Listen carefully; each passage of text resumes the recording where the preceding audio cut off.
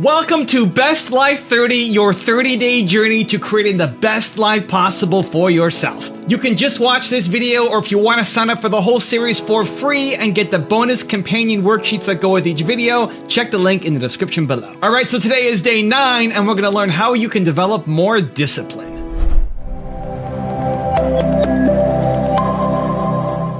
Where does discipline come from? It's pretty simple and pretty obvious. Discipline comes from within. It's an internal force. Now, sure, of course, you can have discipline imposed on you by some person, like a drill instructor, or like that self-help guru on TV. But the reality is that type of discipline isn't the real type of discipline that we're talking about. That discipline isn't as strong. It won't survive. What you need is self-discipline. Now, self-discipline comes from the self. It comes from you. It comes from when you make a decision to be disciplined. When you make a decision to be better. When you make a decision to do more and to be more. Self-discipline comes when you decide that you're going to make a mark on the world. And if you think that you're not disciplined or you can't be disciplined, it's because you haven't yet decided to be disciplined. It's because you haven't created that discipline yet.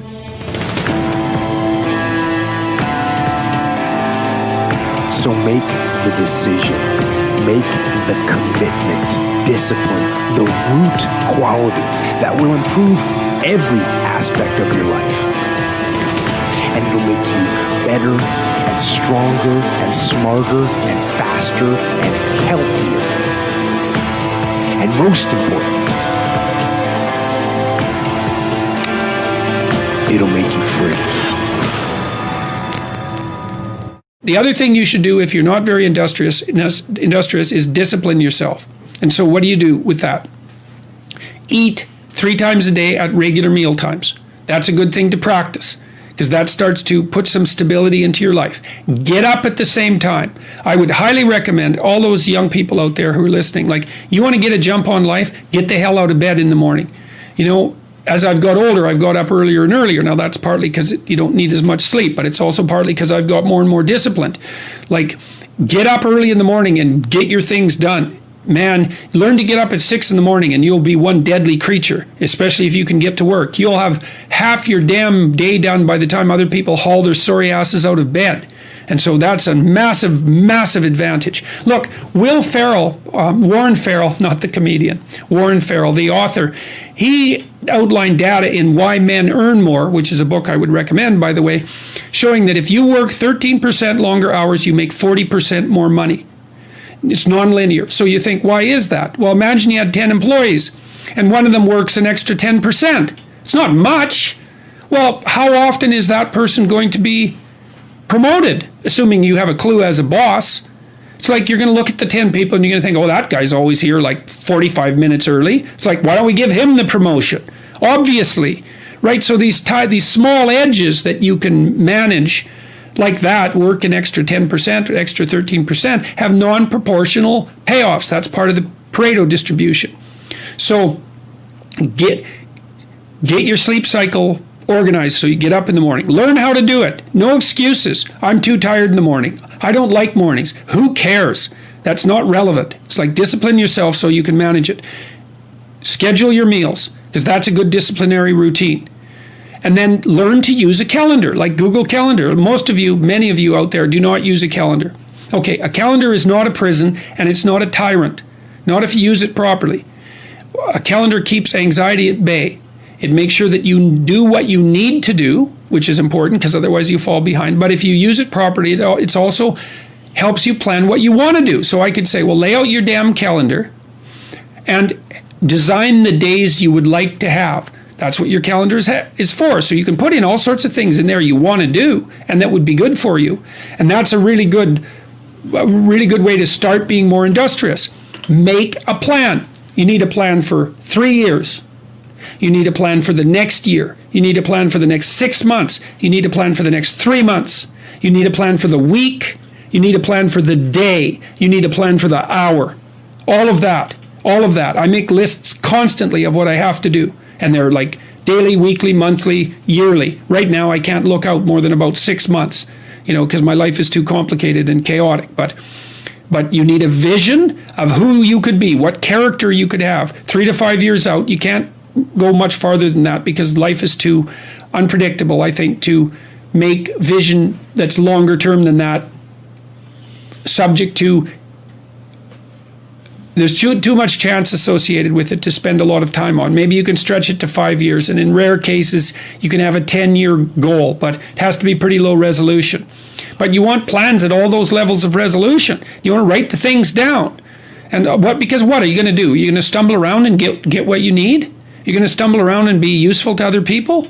And it's useful to be useful to other people, They want to work with you then. They want to do things with you. They want to have you around. They trust you. They open up opportunities for you. And if you stumble around like you're blind, you're not going to get anywhere. And then you're going to suffer. And then you're going to be bitter. And then you're going to be cruel.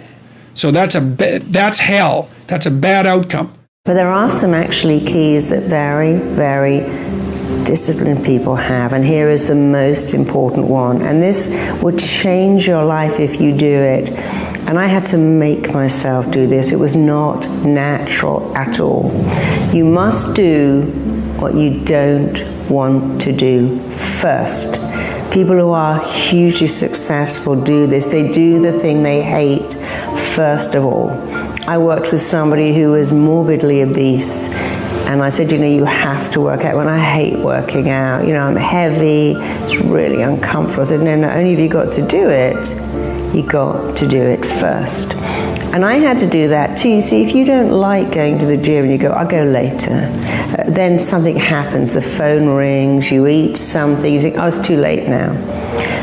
When you go first, you think later, oh, I've been, I went to the gym first. I feel like a winner. You got to make a very difficult call. You've got to ring someone who owes you money or confront someone that you don't want to confront, and you wait. And all day it's hanging over your head, making you feel so bad. But when you do it first, you feel like a winner. Because people who have discipline do this. They do the thing they do not want to do first. And I want you to start saying that. I was giving a speech recently, and the guy who came on after me said, I kept hearing my voice in my head going, Marissa said, do what you don't want to do first. He said, that has changed my entire business life. And all my staff remember that too. What do we not want to do? What's the worst job? Let's do that first and get it out of the way. And of course, in the beginning, this will be what you do, but you know what will happen? It starts to become who you are. It becomes easy. It becomes seamless. It's a bit like putting lenses in your eye. It feels seriously odd to suddenly jam your finger in your eye. But if you do it every day, it becomes easy. Because that's how habits are formed. You make a habit, and then your habits make you. So make your habits amazing. So a dude screamed to me the other night, hey, Will, I want to be an actor, man. I want to be an actor just like you. Usually people say stuff to me like that. I'm like, yeah, man, you can do it. Give them an encouraging word.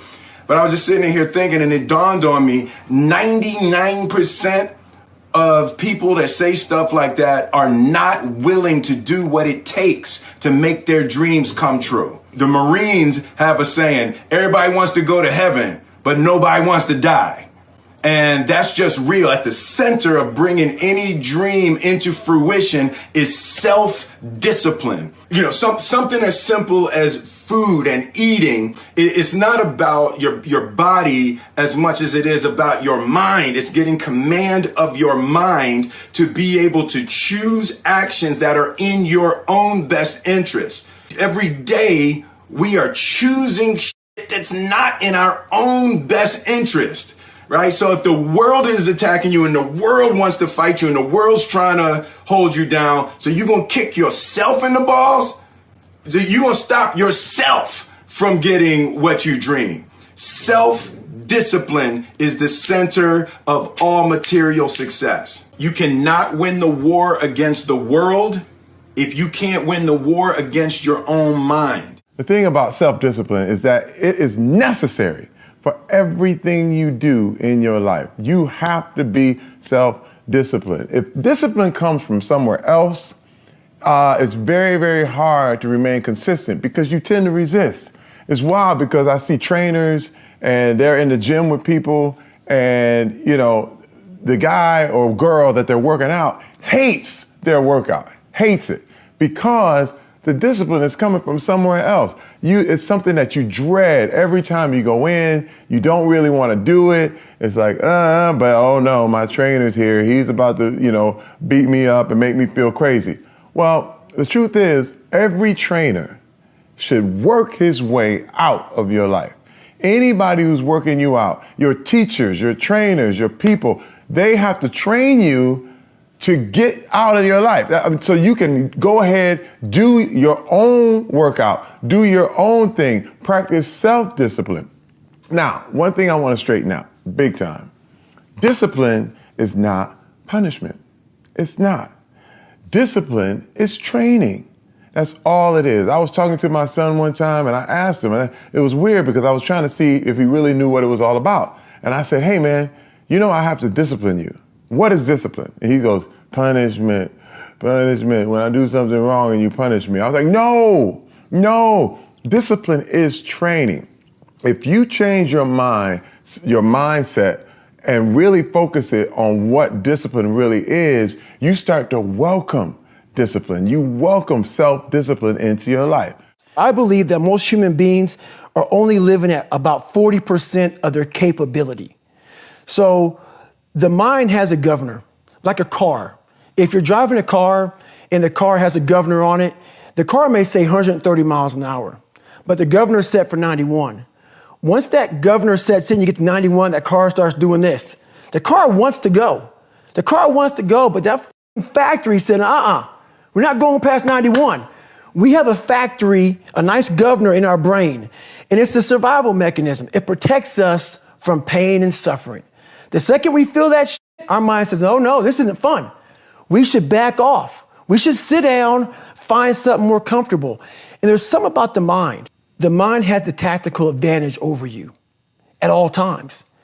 At all times of your life, the mind has a tactical advantage over you. Why is that?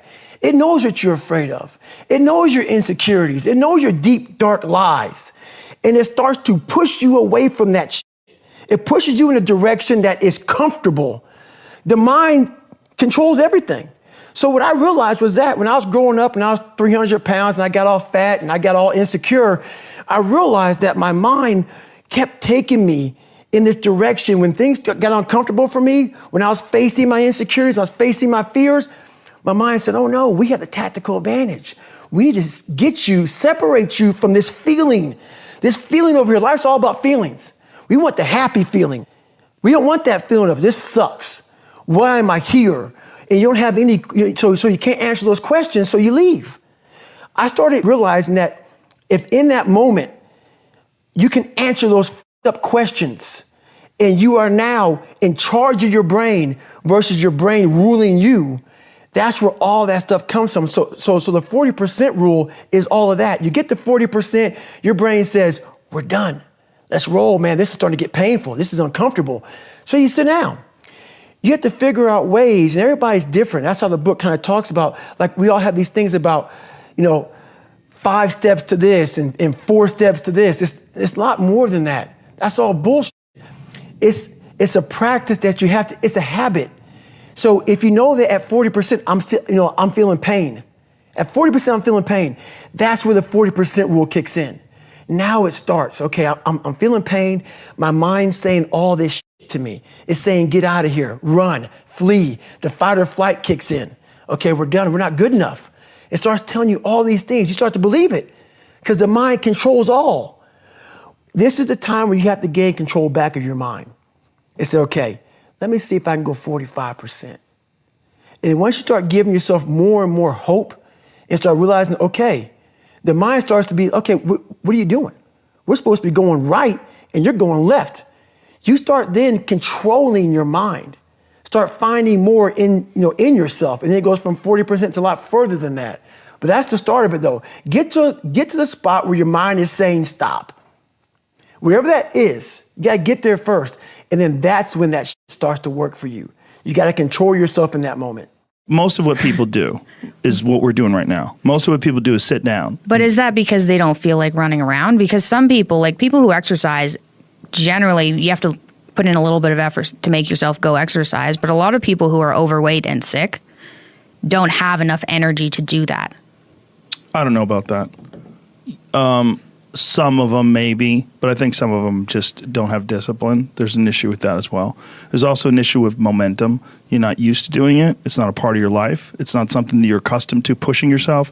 There's been many days where I didn't want to work out. I just didn't feel like I had the energy, and I just forced myself. And I think there's very few people out there that know how to force themselves.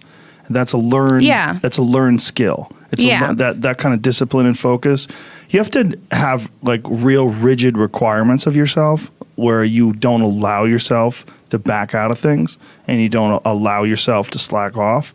And I don't think people put those kind of requirements on themselves as if it's it is a daily principle of life, like what you must get done.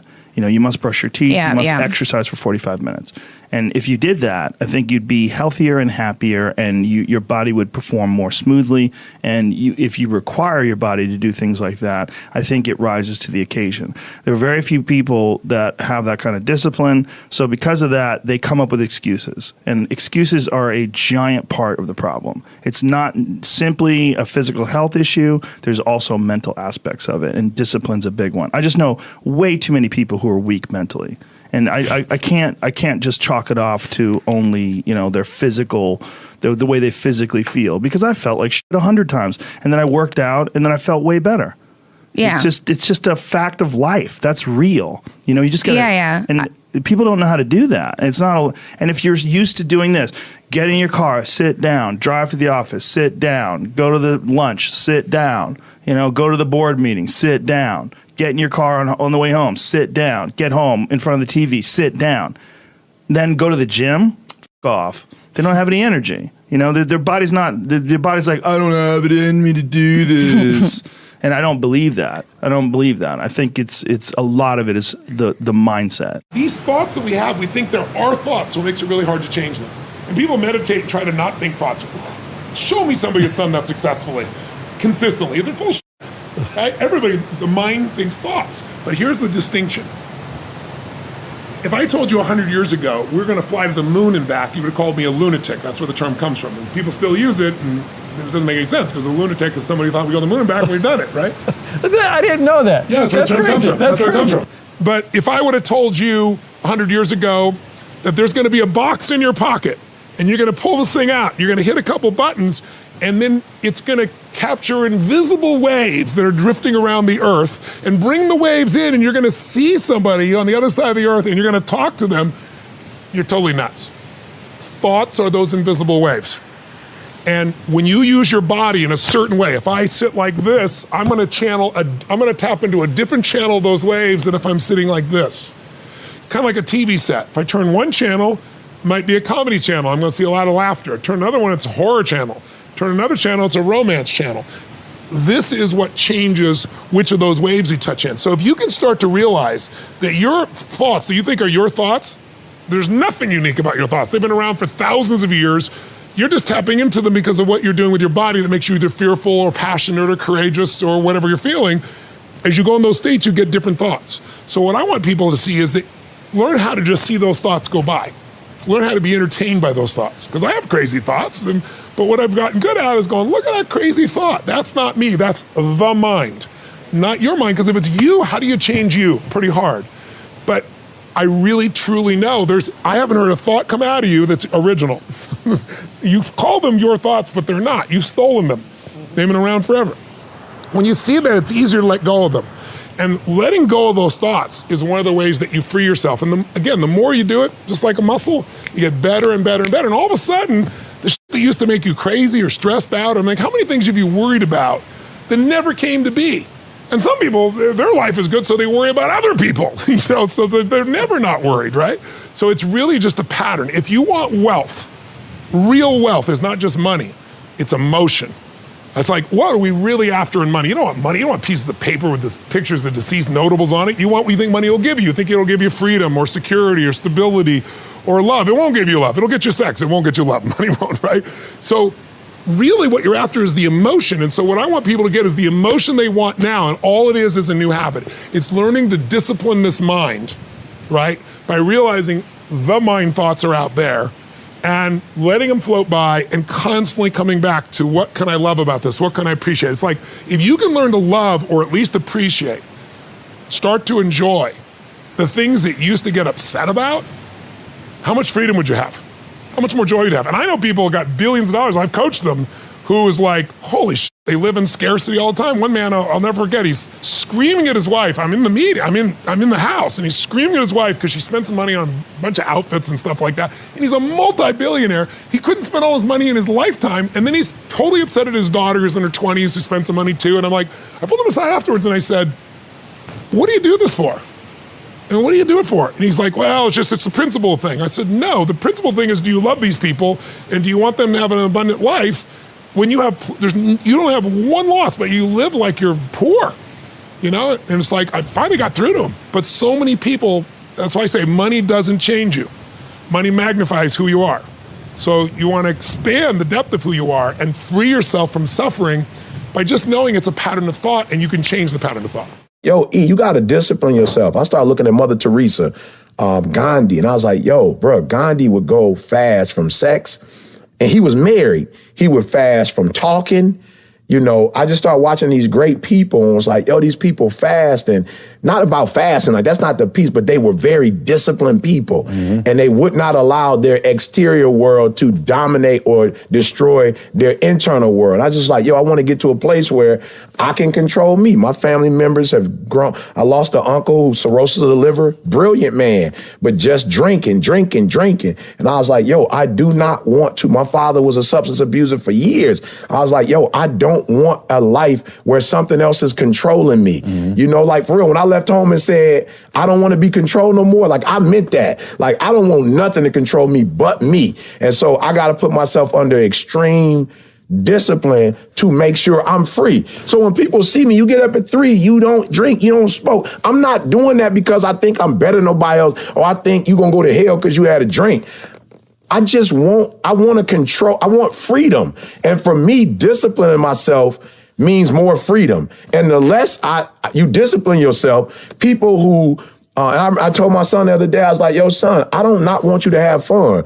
I just seen a history of people who just have fun. Christmas, Thanksgiving, Halloween, New Year. Yeah, they're the people who Thursday night, Friday night. Oh, man, every night. Yeah. They're the people who end up in their 20s having a great deal of fun, but in their 40s and 50s, they working for somebody, and I'm not saying nothing wrong with cleaning toilets, but they doing something they don't want to do for the rest of their life, and they can't retire because they played so much. So for me, I just look at Venus and Serena, Michael Jackson, when he used to like 5 and 6 just dancing all night. I just think the more a man disciplines himself, the greater, it don't mean it's going to happen, but the greater the probability that he has this sense of freedom. I love talking about discipline because I think so many people, that word has such a negative connotation around it, right? It just sounds bad. Discipline, like you're going to feel pain or someone's going to hurt you or you're in trouble for something. And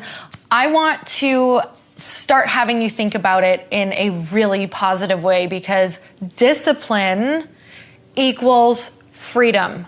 100%. It has been the theme throughout my entire life, is how if you have structured discipline in your life and you start doing the things that you don't want to do, especially if you do them first, you are absolutely going to free yourself of all of the different pain that comes with not getting your goals accomplished, that comes with not taking care of yourself, that comes with living with regret.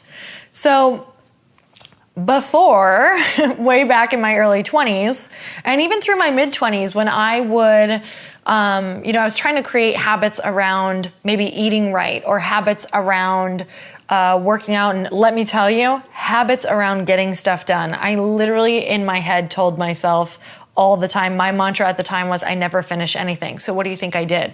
I finished nothing, because that's literally how I talk to myself. Well, I never finished anything. This is another thing I didn't finish. So I had to switch that mantra around, and it was also realizing how important discipline was and how much freedom came with it.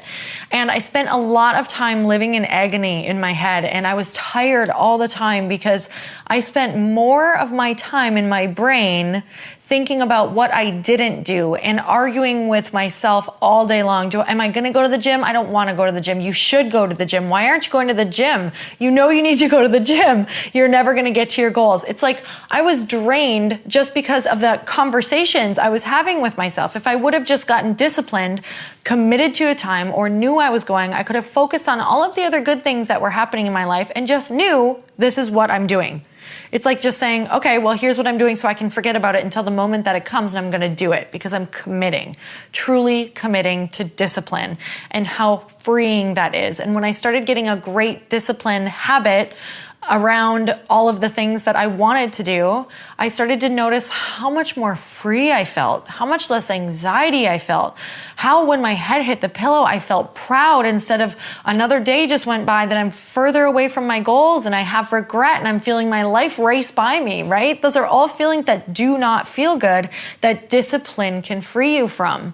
People come up to me and they hold their cell phones at me and they go, these things are ruining our lives. Right. And my response always is, absolutely not. Right. What's ruining your life is your inability to exercise discipline around the use of your technology. That's what's ruining your life. Because the technology ends up using you. Exactly. The technology is beautiful. I can call my mother in Australia and see her in literally 5 seconds. It's amazing. How amazing is that? Right? So it's your inability to exercise discipline around the use of technology is what's ruining your life. The technology itself is not bad. When you start talking about my brain, it's an organ. It's like your heart is an organ. You can speed up your heart. You can slow down your heart. You can, speed up the brain waves in your brain. You can slow them down. You can tune in. You can tune out. Yeah. We haven't been given the user's manual for the most powerful tool that we're aware of. That's right. And so the great news, I know you being an athlete and a successful businessman, you have discipline. You cannot you can't achieve results. Achieve results without some kind of discipline. Exactly. And so we know that there's some fundamental truths to achieving success. And every successful person will tell you, and Jim Rohn is, I know you love Jim Rohn. He said, you either pay the price of discipline or you pay the price of regret. Discipline weighs ounces, regret weighs tons. That's good. But the thing is, can you teach discipline? The answer is yes. How? But you have to have a willing participant. And if the participant's reason why is big enough, if they know I want to achieve X, and the reason why, the motive for their action, motivation, the motive for their action is a reason beyond just themselves, chances are they will do more to achieve that success than if it was just left up to their own. But there are some people that are born, with incredible drive. They just have this insatiable drive, and they'll just, I'll do whatever it takes for the things that I want. And there's other people that want things, but they just don't have this insatiable drive. And this is where, as much as I hated school, I love to use school as an analogy. Yeah. In the game of life, whether it's health, wealth, relationships, career, business, spirituality, fun experiences, you have to decide what level of the game do I want to play at. Is it the grade school level, the kindergarten level, the high school level, the university level, the pro level? Because each one of those levels requires a totally different mindset and totally different skill set. They're building blocks on each other, but if you are extremely talented, but you're not prepared to practice and rehearse and drill and fall and fail forward to the next attempt, you will never make it as a pro. You will never make it as a pro business person. You'll never make it as a pro husband or wife or athlete or musician. You just never will. So just get used to that if you're not prepared to pay the price. If you are prepared to pay the price and you have the aptitude and the talent, now we're talking about there's some real potential here. And what we don't know is, what's in your heart? Like, what is the fire that stirs you that you wake up saying, I will do this even when I don't feel like it.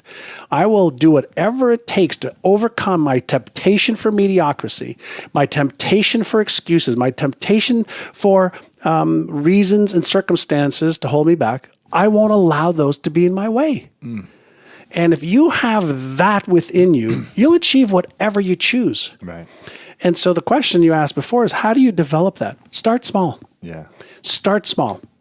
So if you don't have discipline, show yourself that you can give yourself one command and one follow through. So you know what? Right now I'm going to get up and I'm going to do 2 push-ups. Right now, not like later, now. Right.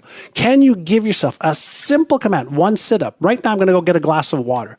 You start with something ridiculous. I learned many years ago, reduce it to the ridiculous. So if I reduce it to the ridiculous and I start that, I say, can you do that? Great. Will you? Because that's the difference right there. That's the razor's edge. The people who can, will you? Will you? Yeah. Great. When? Now. Yeah. Right. So if you develop that skill, and specifically from a brain plasticity, a neuroplasticity perspective, as soon as you do that, you give yourself a command and you take the action, you have just created a neural pattern that you can give yourself a command and take action. Now, that may just be one time. Well, what if you did that every hour by putting a little bell on your computer? And every hour, like if my computer was open, I'd have every hour it would say, it's 12 o'clock, it's 1 o'clock. And I'd take 60 seconds just to be in control of my mind. 60 seconds, I don't care where I am. Stop what you're doing. Stop, take 6 breaths, breathe. Just get centered. Am I on track? Am I off track? Am I doing something I shouldn't be doing versus a high impact activity that I need to be doing? Every hour, I've trained myself to